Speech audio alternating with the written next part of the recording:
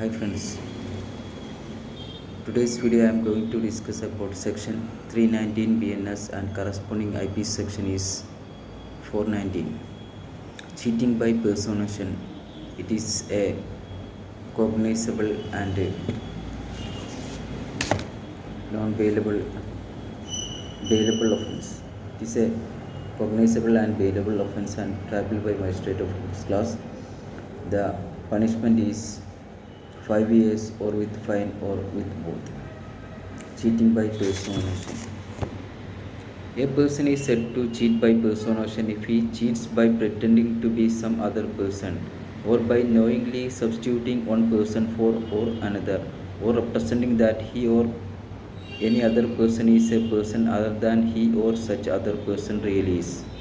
പ്രകാരം മറ്റൊരു വ്യക്തി എന്ന രീതിയിൽ ആരെങ്കിലും പറഞ്ഞ് വഞ്ചിക്കുകയാണെങ്കിൽ അത്തരം വ്യക്തികൾ ചീറ്റിംഗ് ബൈ പേഴ്സോണേഷൻ എന്ന കുറ്റമാണ് ചെയ്തിരിക്കുന്നത്.